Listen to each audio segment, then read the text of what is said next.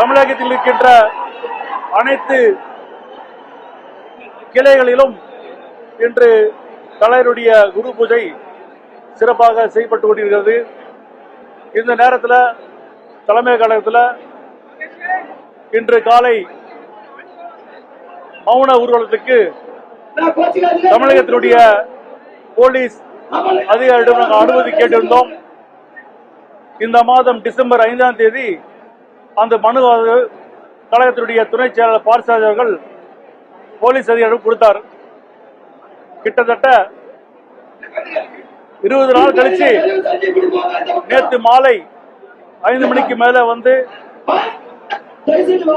பேரணிக்கு மறுக்கப்படுகிறது என்று அந்த செய்தி எங்களுக்கு சொன்னாங்க. எங்களுக்கு நாங்க கேட்டோம், இந்த நேரத்தில் நீங்க கொடுத்தீங்கன்னாக்கா, நீங்க முன்னாடியே கொடுத்திருந்தாக்கா நாங்க நீதித்துறையை கண்டிப்பாக சென்று அதை பெற்று போனாங்க.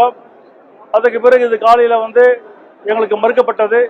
நாங்களும் போலீஸருடைய ஏற்றுக்கொண்டு அந்த ஊர்வலத்தை நாங்கள் நடத்தவில்லை. அங்கிருந்து நாங்கள் நடந்து வந்துள்ளோம்.